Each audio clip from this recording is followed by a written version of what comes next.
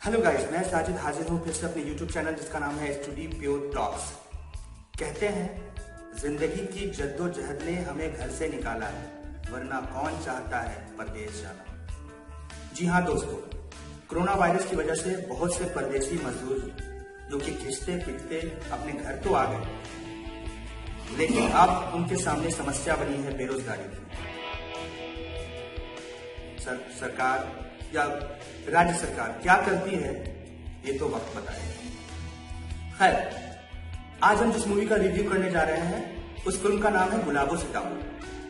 Film के director Sujit सरकार है, जिन्होंने इससे पहले कई अच्छी मूवीज बनाई है, जैसे अक्टूबर, यहाँ, विकी डोनर और मद्रास कैफे।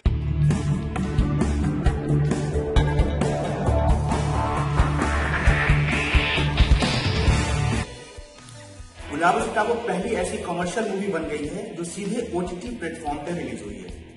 कोरोना वायरस की वजह से सारे सिनेमा हॉल्स बंद हैं, इसलिए इसे डायरेक्ट Amazon प्राइम पर रिलीज किया गया।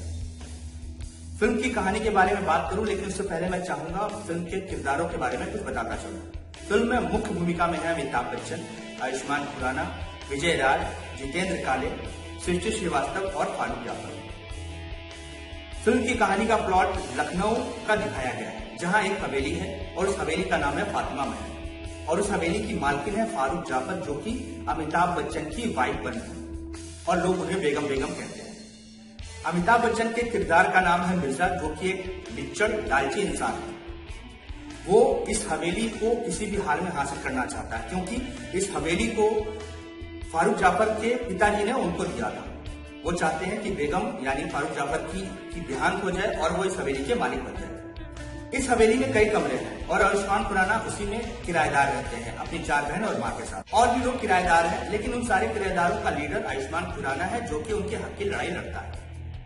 फिल्म इसी तरह मकान मालिक और किराएदार के नोकझोंक के साथ आगे बढ़ती रहती है।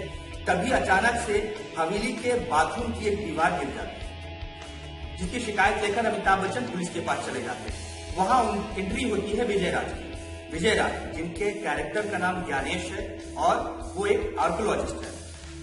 उन्हें जब पता चलती है ये बात कि शहर में एक बहुत पुरानी हवेली है, तो वो इस हवेली को हिस्टोरिकल हेरिटेज घोषित करना चाहते हैं, लेकिन उनकी मंशा कुछ और है।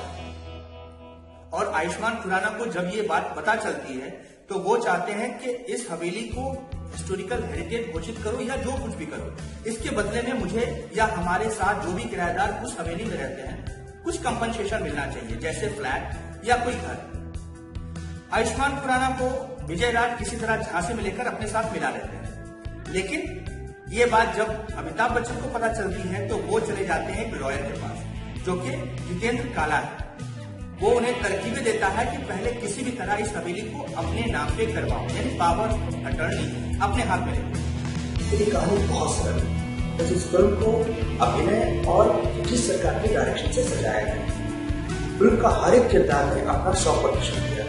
फिल्म के मेकअप की बात करें तो फिल्म का मेकअप इतना अच्छा है कि कई बार आप अमिताभ बच्चन को देखते वक्त पहचान ही नहीं पाएंगे कि वो अमिताभ बच्चन है। फिल्म में कई तरह के व्यंग्य भी हैं जो सुनाई देंगे आपको। फिल्म शुरू से लेकर अंत तक एक ही ट्रैक पे चलती है। फिल्म में कहीं कहीं पे आपको आयुष्मान खुराना की लव स्टोरी भी दिखाने की कोशिश की गई है। फौजिया एक किरदार है इसमें, लेकिन वो ज्यादा देर तक नहीं है। फिल्म का मेन मोटिव है किराएदार, हवेली और मकान मालिक। कुछ लोगों को आदत है हैप्पी एंडिंग देखने की। इस मूवी की एंडिंग हैप्पी नहीं होती, लेकिन एक सुखद अंत आपको देखने को मिल सकता है। 1-2 गाने जो बैकग्राउंड में चलते हैं। मेरी तरफ से इस फिल्म को 3.5 स्टार। तब तक के लिए छोड़ जाता हूं इस गाने के साथ। सुनते रहिए। Good bye.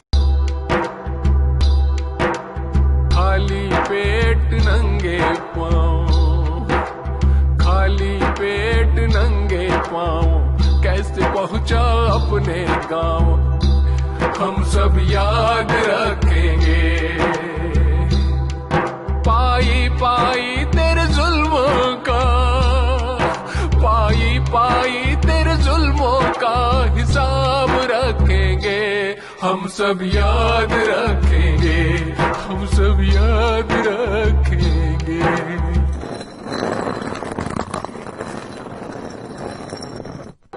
कहाँ रुका और कहाँ पे सोया, क्या क्या सोचा कितना रोया, कहाँ रुका और कहाँ पे सोया, क्या क्या सोचा कितना रोया। आत्मनिर्भर हुई आंख पे, आत्मनिर्भर हुई आंख पे आग रखेंगे,